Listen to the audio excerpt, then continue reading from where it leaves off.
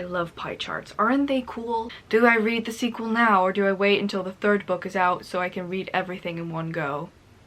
And that makes the experience even better. Staring into the void, wondering how.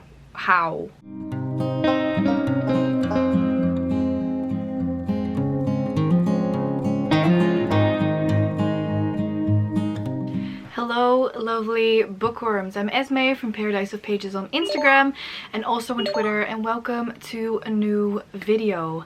Today's video is going to be one that I haven't done in a long time, and that's a wrap-up video. It is February right now, it's actually February 8th, and I'm doing a wrap-up again.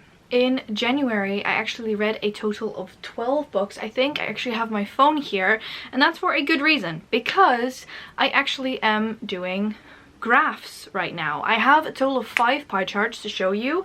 I will scoochie over it this way. There was a hair in my eye. And I will tell you a little bit about the 12 books that I've read. So the multiple pie charts that I have are genre, the amount of stars, the formatting, the amount of pages, and the age category. So let's just start with the age category.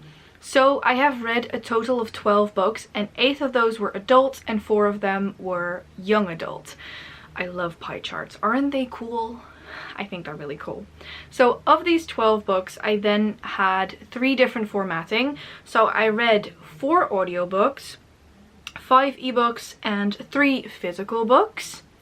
Then moving on to genre, that's a bit more of a broad spectrum. So I have read 4 crime books, 4 fantasy books, 3 romances, and a thriller. So that is interesting. Speaking of pages, there was also a wide range of those. So I have read 3 books that were between 300 and 350 pages, 3 books that were between 400 and 450 pages, 4 books between 100 and 150. I have 1 that is under 100, and I have 1 DNF. So that is interesting. We'll get to that as we'll get to that. And then finally, and probably the one that you find most interesting, is how many stars, or the amount of stars category. That sounds weird, but basically this is a pie chart that shows me the amount of stars, the amount of 4 or 5 stars or whatever stars I gave in a month. So I have 3 3-star books. I have 6 4-star books, so that is really good. I have 1 2-star book, 1 5-star book, and a DNF. So those were all of the stars. Those were all of the pie charts. If you feel like you've missed one, please let me know, because I would love to incorporate that. I don't know, I just love doing these pie charts. I actually have, I think you can't really see it, but I actually have it on my phone so I can log it immediately, which is really nice. I've already started the February one as well, so yeah, really happy about that. So I'm gonna try and do these in the order that I've read them. I'm not gonna try, I'm gonna do them in the order which I've read them. So I've read 12 books, and the first one I actually read was The Heart Principle by Helen Wong. I hope I'm pronouncing that correctly. This is a book that has 339 pages, is a romance, and I gave this 3 stars. So this book follows, I don't even remember it that well. This book was really a book that I rush read through, because I feel like this one was advertised wrong, or I didn't listen correctly.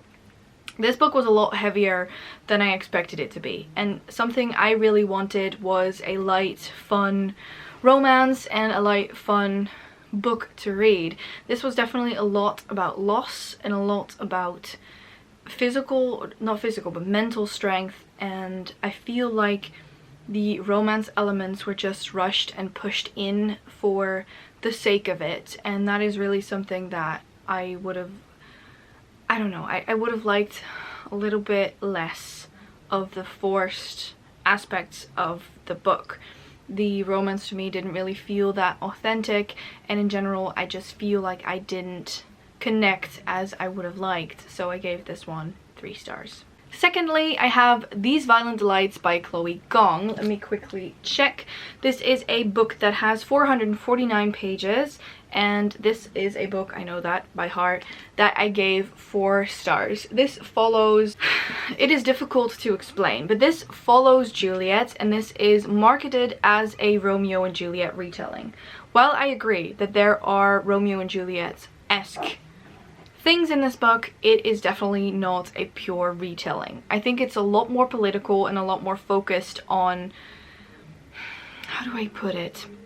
A lot more focused on sort of the gang and the rivalry between these two sides in the city of Shanghai than that it's focused on the romance. Like, the romance is definitely there and it's definitely an evident part of this book, but it's not as evident as I imagined it to be, considering it literally says, well, it doesn't say that on the back, but I don't know. I feel like it was a bit marketed wrong, or I was just not listening to what other people were saying.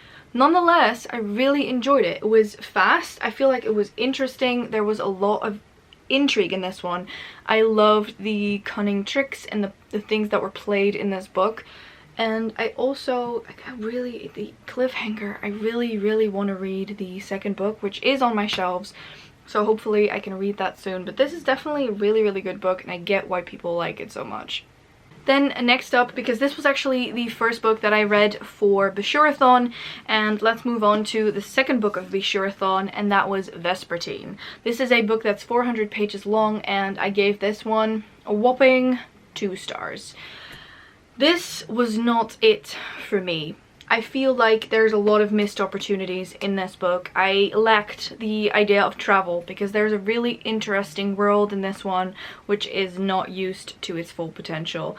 I missed a little bit of a stronger female character. I missed romance, because that's a personal preference for me. I would have just liked a little bit more of that. I feel like the banter that is usually in Margaret Rogerson's books is also something that I missed in this one. I feel like the characters were just lackluster at best, and it was personally just not something that I could really vibe with. So yeah, I gave it 2 stars. I actually finished it a little bit after Ro did, and fun fact, Ro literally told me it's not that great, and she was definitely right. She was 100% right. I think she also gave it 2 stars. So Ro, yeah, you're right. I should have DNF'd it. I didn't. I pushed through it. I think Ro was also not having the best time, and I think her patrons were literally telling her to stop reading, and then I was on one of her screens, and then her viewers told me to stop reading, which I didn't. I should have. But yeah, that's book number 3. Then I have the 4 crime books, and I think I'm gonna just talk about these in rapid succession because they're short stories and they're Agatha Christie short stories. So I gave all of these, no, I gave 2, 4, and 2 3 stars. So I have The King of Clubs, which is 100 pages, which I gave 4 stars. Then I have The Adventure of the Clapham Cook, which is literally, it's 120 pages, and that one is 3 stars. I then have Double Sin, which is 100 pages, it's 4 stars. And then I have The Kidnapped Prime Minister, which is also 100 pages, and I gave that one 3 stars.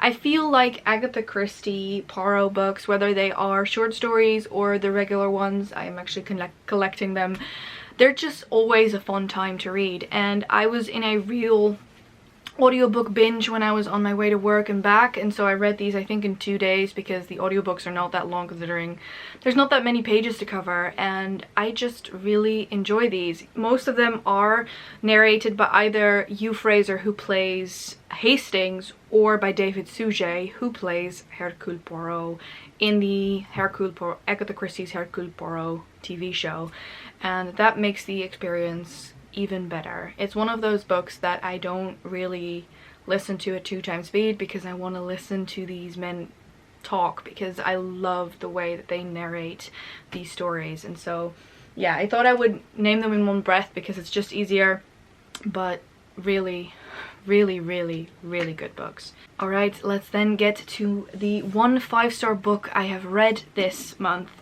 and that is none other than The Prison Healer by Lynette Noni. This book is 416 pages, and as I said, 5 stars. There's a cat at my door. Sorry, I got distracted. This book follows a protagonist who is the prison healer. She is in the prison as a prisoner, but she got the position of prison healer because she's one of the only one who can. And when a queen is delivered to this prison, she gets the task to make sure that this queen does not die because she has to go through certain trials. When she gets a message from her family to make sure that the queen doesn't die, she actually decides to take on the trials for this queen, and if she is able to outlive this, then the queen is also free to go. This was such an interesting story, and I feel like the twists in the end, like a couple of them I saw coming, but some of them absolutely not. I think this was such an interesting story. It is renewing, it's inventive, the storytelling is done the right way, it flows well. I do have to say that if you're looking towards this book to have a book that has really good trials, this is not it. It is definitely not focused on the trials, and I feel like the trials are a bit brushed off, but it was such a fun book, and I literally sat there at 2 a.m. when I finished it, just like this. Literally. I was just sitting there with my teeth, like with my mouth full of teeth, just sitting there staring into the void, wondering how and when and why and what. It was such a good book, and so I gave this one 5 stars. I did pull it through Copile, which I'm doing with all of my books in this year. I loved it. I loved it. Absolutely loved it. Brilliant. I want to read the sequel ASAP. With this one though, I am not sure if I should read the sequel now and then wait for the 3rd book, or read the sequel closer to the release of the 3rd book and then reread this one. Maybe, I don't know. Do I read the sequel now, or do I wait until the 3rd book is out so I can read everything in one go? I don't know.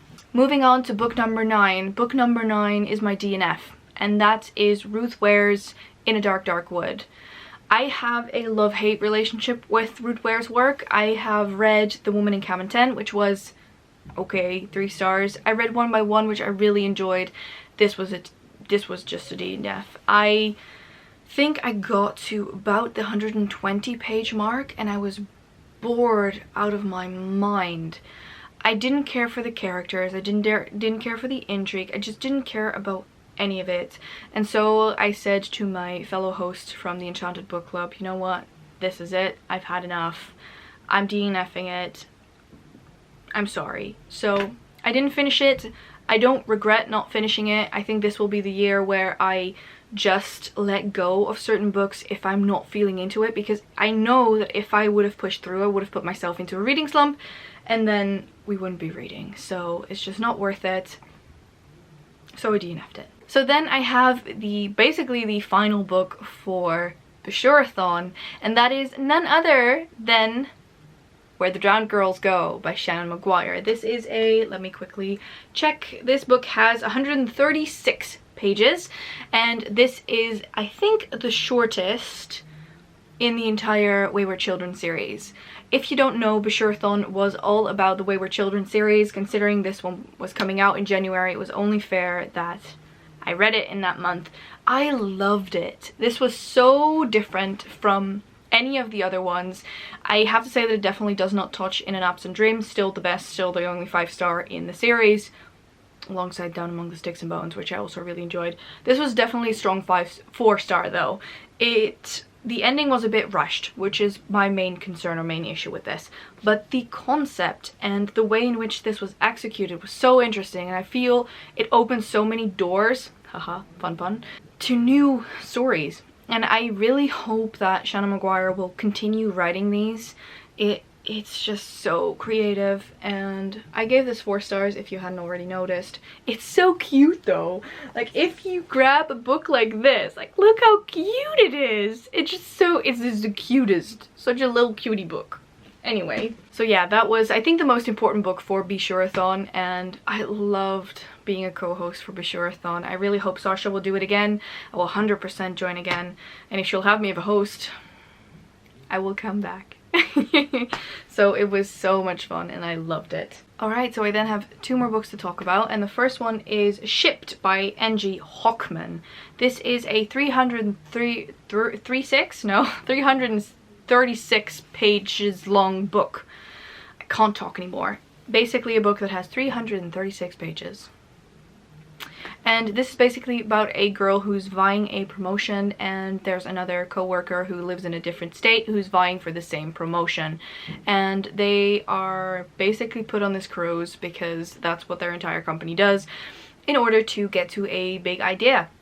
And they have to present this idea and then they'll see who will get the promotion. I love this book. It was really, really enjoyable. I think I gave it... How much did I give it? Yeah, I gave it 4 stars. And I do have to say that I had a couple of things that were a little bit predictable and a couple of things that I wasn't the biggest fan of. But in general, it was just such a fun book. And I cannot tell you how much fun I have with sort of this holiday setting kind of stories and kind of books. It's just something and I vibe with really, really well. And I don't know, it's just my thing. The characters were a little bit lackluster at times and a little bit like too easy, but I did really enjoy them and a lot of them had a lot of spunk, and also I love how everything just came together in the end, and I loved the statement it's making, which I won't say because spoilers, but really, really interesting book and I think you would really enjoy it as well. That then brings us to the final book on this list, which is The X-Talk by, I think it's Rachel Lynn Solomon. That's it. This is another 336 paged book, literally the same length as the other one I just talked about, and I also gave this one 4 stars. This is about a girl who works in a radio station, and one of her newest co-workers basically is this douchebag that she doesn't like at all. And the radio station is really taking hits, and so they have to figure out a way to get revenue and also make sure that the radio station survives. And so they come up with this idea of the X-Talk. And the X-Talk is basically a live show where 2 exes talk to each other and sort of figure out where things went wrong, make it educational, make it sensational, that kind of thing. And then their boss basically tells them, so this new co-worker and our main protagonist, to do the show together even though they're not exes. So they have to fabricate a fake relationship and a fake breakup, which is hilarious. I loved it. I also really liked the insight into how radio works a little bit, and I know that this is of course a work of fiction, but still there's probably figments of the truth in there. And I also really liked that they had chapters that were just scripts of these episodes on this radio. And I don't know, I just really enjoyed it, and I gave it 4 stars. I'm not sure if it sits at the exact same 4-star as Shipped, but I did really enjoy it, and that was actually the book I finished on the, I think, the final day of January, so that was a very interesting January. That said, quickly wanted to mention that I know that I had, let me quickly check, I'm pretty sure I had The Last Legacy on my TBR, which is not finished. I started it, is not finished though, and same goes for The 10,000 Doors of January, which was also on my January TBR, but I've also not finished. I have switched these out for different books because I was either not in the mood for them, or I don't know, I just didn't read them. So that's the main thing here. Let me see if I missed one. Oh, I think I also had the second book in the Darker Shade series on my TBR, which is also something I haven't finished because I was simply not in the mood for it. But I have moved different books into those spots, and I think I will do it the same way with upcoming TBRs, where I make a preliminary TBR, try and stick to it, and then if there's books that I'm not as in the mood for, I will just switch it out, because reading's supposed to be fun and I want to make sure that it stays fun for me. That was actually all of the books in January. I hope you've enjoyed the pie charts, and again, if you think I should add one, if you have any ideas for other statistics I could include, let me know, because that's really interesting. I love tracking my reading a little bit more than just which books I've read and when, Also, I hope you like the chronologically speaking of when I read the books. I hope. And that is actually everything for this video. I am attempting to do this again, or trying to do this again, for February, so I'll see you in the next wrap up. And I want to thank you all so much for watching. Please subscribe to our channel and press that little bell icon so you get post notifications every single time that we post. Also, if you haven't yet, please check out GREEKGODATHON. The link to that will be down below from now on. There's a Discord, there's everything that you need to find, and I hope to see you all in the next one. Bye!